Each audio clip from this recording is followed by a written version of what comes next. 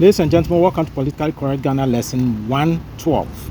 And this series are about the Union of African States as proposed by Dr. Nkrumah in 1964. You look for that document and then you follow. Other than that, you call our number +233 200 372 691 and we send you a copy at a fee anyway, and including post and PMP. All right.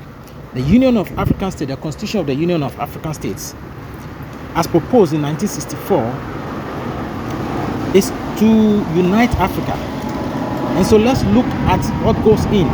But before it was proposed, the name was UAS, Union of African States. Then I think, if you're critiquing, I think UAS and USA is just change of position of letters between Africa and America and then states. That's all. So then maybe we could be looking at Federation of African States. Federation of African States could be looked at.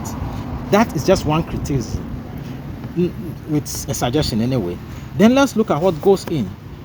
Primarily, the preamble states that, watch on your screen, we, the duly authorized representatives of the governments of the independent African states of Algeria and Co., convinced that the unification of African Union convinced that the unification of the African people in one Union of African States is inevitable and natural culmination of our struggle for freedom and independence. If something is inevitable, then it means that it has to happen. We definitely have to make it sure that it happens. If it's going to happen, what are the goals? What were the goals as stipulated in the proposed constitution? That I won't say it's not inevitable, it is inevitable. However, we'll look at some of the inevitability as to when you want to exit. It's free entry and should be free exit. We'll see what goes into all that. Then let's look at what are the purpose.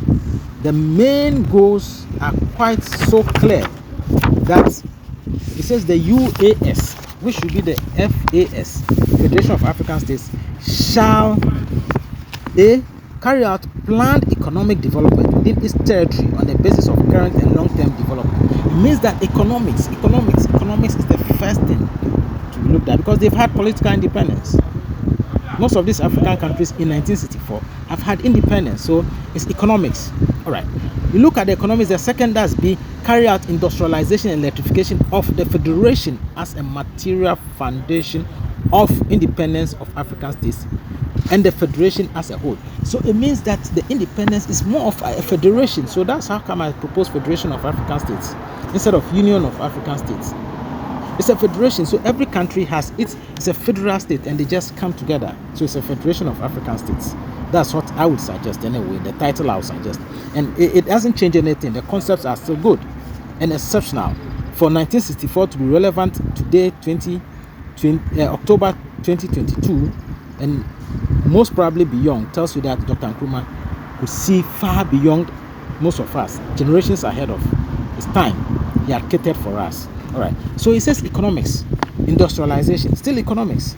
He goes on to look at mining at D of the natural resources. He keeps saying that, look, when it comes to mining, he says the Union of African States shall pursue an economic policy aimed at liquidating the dependence of the African economies on foreign powers and prevent their domination by foreign economic interests.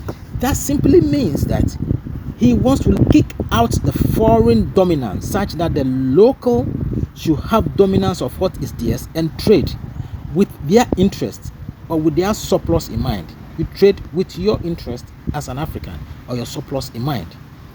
And that is inevitable. It's a plus for him.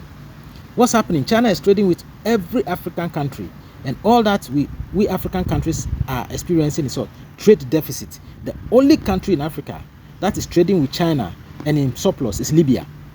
All other African countries are trading with China at a trade deficit, balance of trade deficit. So we are running at a loss, yet we are increasing our trade with China. What is wrong with the governments of Africa? Why do for 20 years African and China trade has been running into deficit against African countries, every African country apart from Libya? So what is wrong with us? It means that there's a problem with African countries. African governments cannot even trade to think of surplus for themselves. They always trade with China to think of a deficit, run into losses. Why would the country or the continent not be this poor? Nkrumah says no, they want to what? Liberate, liquidate, means dispose of all the foreign entities who own business interests in Ghana. And it's not in Africa, all African countries, not something should be permitted. That should be permitted. And it's right. You think of it, is right. You see, he goes on to say, look, he proposed that there should be African common market.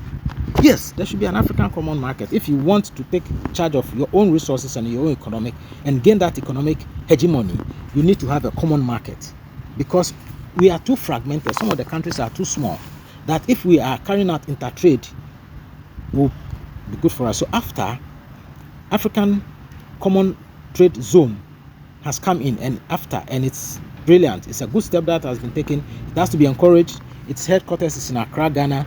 But then, unfortunately, Accra, Ghana is promoting a lot of European Ghanaian businesses, which is strange to me. It is strange to me.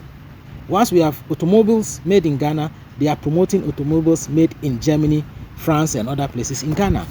That's the government of Ghana, and that should cease. And that shouldn't happen in any other African country. We have to consume what we have first, and the surplus we give to other people, or we consume their surplus. All right. Then the field of, he says economics. So economics is trade, like I said, common market, which we have got after now. How many years? 64. It's only in 2016 that we had the African common market. After. Okay. That's a long time. See, the man can foresee the future. Dr. Nkrumah could foresee the future. Let's look at the field of finance. It says that we should establish, Article 4A, establish a union central bank, a uniform fiscal and budgetary system, and adapt measures aimed at establishing the currency and strengthening the financial basis of the federation and its members. We need to have a common central bank. This ideas was proposed in 1964, long before European Union came out. European Union have come out and they have a central bank for the EU, but Africa still hasn't got. What is wrong with African governments? I want to end here. We have a problem as African governments.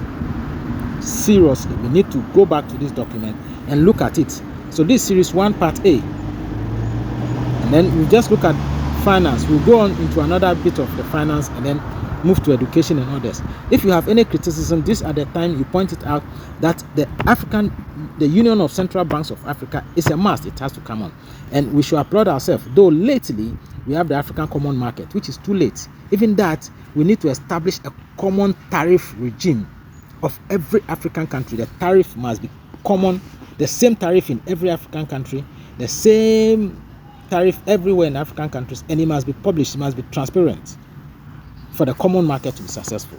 If you weigh cassava, for an instance, per weight and quality, it must attract a particular price. The prices of goods and services must just be marginally different. The difference must be just marginal between countries. It must be about the same.